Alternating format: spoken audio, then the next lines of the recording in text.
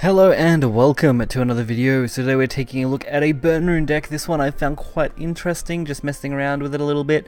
I've had some fairly good luck with it at the moment, but of course the meta is highly unstable and things are still being worked out, so be ready for that. The Mysterian Knowledge is such a crazy card. Pulling those missiles is absolutely bonkers, or even just a Mysterian Circle in the first turn or so is reasonable. Of course pulling Mysterian Circle in the late game is usually bad. But other than that, we're just running the standard, which is Cauldron, Starseer, Telescope, Magic, Illusionist. We're also running the Silent Laboratory, again, for the Clay Golems and Zombies, plus the Earth Sigil combination. Mage of Nightfall, again, another standard card. And then we've also got Instructor. Just more standard stuff for Burn Rune. Halo Golems, Oz's. We are running the Mysterian Magic Founder. Some people don't like this, some people do. I'm in the camp that's kind of in between. It's good, I can get it to work. You just got to make sure you're not relying on it. So this for me is just a bonus card. So if I'm in a good spot, I can throw this out, say turn 5 to turn 7 range if I haven't already won by then. Or I haven't got any other better plays. I can just play this, have the +1 damage on every spell after, especially following up straight away with something like Chain Lightning straight to the face. Normally you can drop your hand quite low, so refilling that's easily. If you have Oz and you have a couple of Chain Lightnings, you can go absolutely nuts. You can just drop Chain Lightning, get 8 damage to face off, turn 7 play quite easily, or even just a turn 6 extra 4 damage is pretty good. Otherwise, double mutagenic deals with a lot of things, including Portal, just to clear off a lot of the board. Of course, can't go wrong with Mage. Mage is a perfect card for any burn deck just because the damage is so versatile. Being able to clear board and deal 3 to the face is just so valuable. Also running the Triple Grand Summoning, one of the few new cards that is different to this deck. It does have some utility, with how the golems and all that work. I really enjoy the card, especially for the ward mainly. And it's really great to be played off Wizardess again. Other than that, I am running a single Silverblade Golem. Because I run the Mysteria package as well, I found that these Verdict Rituals are actually quite valuable. I haven't actually managed to get this to go off perfectly yet through my testing, just because it is a one-off, so it's not a win con, it's more of an alt strategy. So if you are in a situation where you can play it and pull those spells, the Verdict Ritual, you can use them to actually just ping face for 3+ damage really quickly. It's basically a Chain Lightning on steroids, so it's pretty great card, honestly, as a one-off. I definitely wouldn't want to run 2 or more, just because I think you would brick too often. A 1 is just perfect. So hopefully you guys enjoy this, and we'll get right into some games. Okay, so first up is against Shadow. I think we have a couple of Shadow games, and I think a single Portal game. Shadow is definitely at the moment a top tier level deck. You can't put a full bracket on it, but you can definitely see Shadow and Dragon being probably the most two dominant, and at the moment I've found that Burn Rune in particular does deal with Shadow quite effectively, unlike other decks. Portal is also one that I'm looking at and going, it's very iffy onto where to place it, just because it's heavily based on your deck structure and on the person playing it. So there's too many factors to really base it on, this deck is OP no matter who's playing it, or things like that. So we get off pretty standard play, 1 drop into 2 drop, basically what you want, followed up by a 3 drop. All we're missing is a turn 4 play, and then we've got a perfect curve. And Halo Golem answering my call. This deck, you're definitely better off going face against Shadow, especially since they're only going to drop really low followers. So they're not really going to set up anything too crazy against you in the early game. Well, you can drop just plenty of damage on them. And this is the sort of turn I really enjoy, especially with Halo Golem. And we got Wizardess, so if we can set up Founder turn 5, we can set up Wizardess for turn 6 and just Chain Lightning for 4 damage to face, which we've already dropped them to 11, so anything that sticks to this board is going to be absolutely crazy. Luckily, Demon Eater, not the best way to remove most of this. You can remove pretty much everything. You will leave something though. So that way I can use the Evolve, I can just drop my Mysteria Magic Founder, jam another, say, 4 damage to face, set up next turn for another 4 damage, and anything that's left on board is absolutely going to destroy, especially since Wizardess will draw us cards.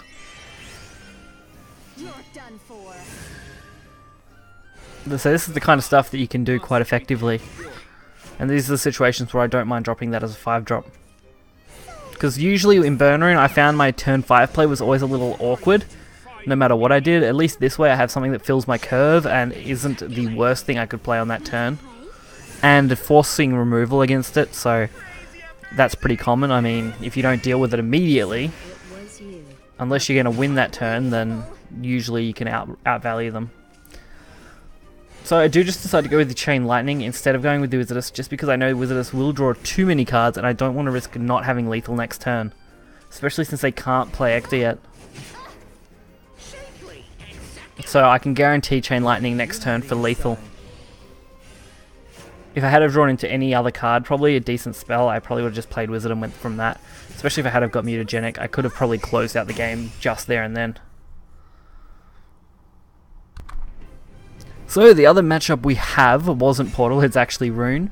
I believe that this is a mirror match, if I remember correctly. So the Mysterious Knowledge, the Mysterious Magic Founder, and Grand Summoning, all pretty good cards. Quite happy with that hand. Grand Summoning is a little awkward, which is a little annoying. I probably should have honestly dropped the Grand Summoning to aim for something better. But I definitely wanted to keep Magic Founder in this matchup.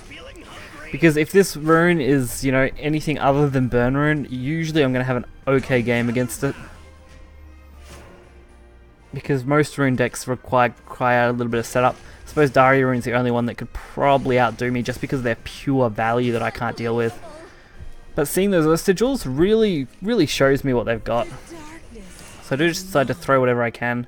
Get it to stick, hit face. They haven't really played any threats. I don't expect anything crazy on turn 3. So being able to ping 5 more damage to their face is incredibly good. Especially now that I've actually got a proc for that Magic Illusionist. I found going all in Rune Mirrors is usually a best choice. I'm also not running Dwarf Alchemist. A lot of people are, but I don't know what I would really want to slot that in as. I've pretty much got the Earth Sigils I want to run. I don't feel like I really need more. And I'm more concerned by my mid to late, mid game so much. So your turn 4s to 6, which is kind of your bigger comboing kind of plays. So it's these ones that I really love this card for. You know, once you have one other thing on board, play it out, ram more damage to face. You've got 2 bodies that have to be dealt with, and you can just, you know, ping off, you know, Magic Missile here, for example, and get some really good damage, or just set up Grand Summoning and ward off the entire board. My opponent's also now board locked themselves here.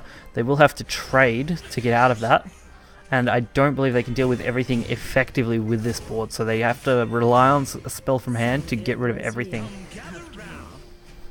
And if they don't, they're going to risk taking a huge amount of damage. And leaving up Magic Illusionist is also great for me. I suppose they want to avoid the 6 damage to face because they know they could die to Mysterious Missile. So I do decide to take the damage. I set it up the Earth Sigil, throw out an extra Magic Illusionist. I've got lethal in hand with Levi as long as they don't heal, which most rune decks don't heal. So I'm not normally concerned about that. They do go for the full clear. They know by doing this they can use the evolve, get rid of this 2/2. Luckily though for me, Master Mage, 3 damage to face, it's just too good of a lethal.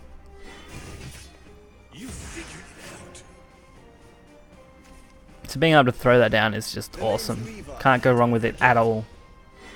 I could have also went for the Mysterious Knowledge and tried the 50-50 on the missile, which would have been pretty good as well. And lastly, we have another Shadow matchup. With Shadow being so popular, I think it's good to show off. Also, I'm getting really weird matchups, like, as you probably just saw at the beginning there, and I believe this is a A1 player, which is really weird to match up against Master. I don't know what's up with their matchmaking, it seems really random.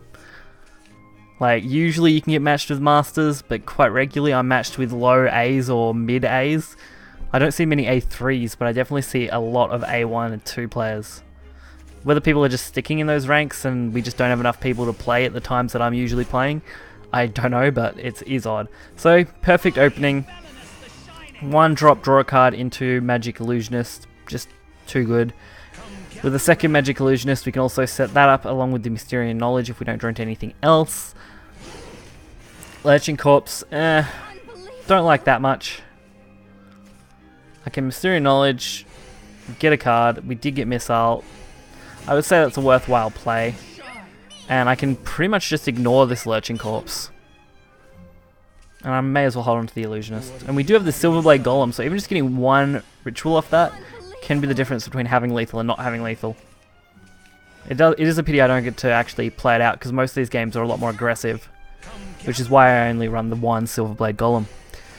So we did get another missile. My luck on these missiles was crazy. I have had an equal number of missiles to circles roughly.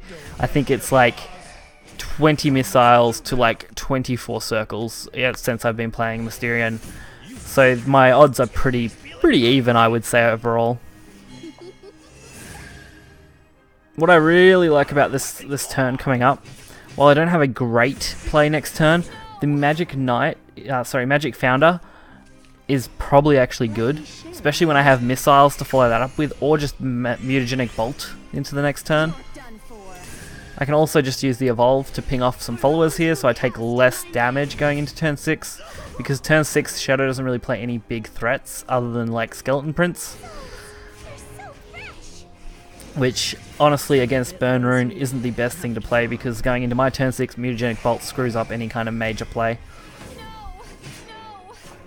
This I think is a little interesting. So I've got another Magic Founder. It's definitely something I want to get out here while I can. Shadow isn't really putting down anything too big. The only risk I've really got would have been contending with a Hector next turn, but if they do drop the Hector next turn, I can pretty much guarantee to close out the game following that up, because they're not going to be able to get the zombie off his play, so he's basically wasting shadows for anything that he did have. And he's basically forced to go face with as much damage as he can, which for me is actually perfect. Grand Summoning actually saved me. I was a little worried. I mean, the Mysterium Missiles weren't going to be quite enough.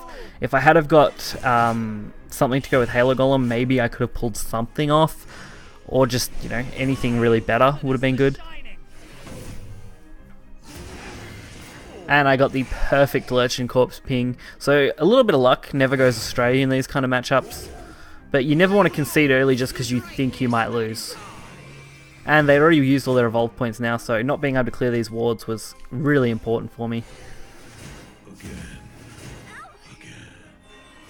You're too strong. And of course that does close out that Shadow match. So, as always guys, if you enjoyed the video, make sure to hit that like button. You will find the description with the deck list and any other important links. They're always down there. If they aren't working, do make sure to comment. I will fix them as soon as I can. If it is a much older video, usually I'm not too concerned, because I always have the deck lists either at the start or at the end, or both in a lot of my videos these days, so that's pretty normal. So you guys can normally just see it on here and copy it card for card. But I really do hope you enjoyed it. We should have probably Ire Haven coming up next, and then maybe another mid-deck, mid-shadow. I've made some pretty big adjustments that I would like to cover, and it is pretty popular, so that might be what I look at. I'm also working on Portal in different kind of ways. Tempo Portal I'm still the most happy with, but I am experimenting with a few different kinds of card numbers, so we might see a future update for that as well. Blood, I'm probably going to completely ditch for the most part of this first month, just because it doesn't seem to have anything too substantial. Other than that, I'm quite happy with most things, so hopefully you guys enjoyed the video, and I'll catch you guys next time. See ya!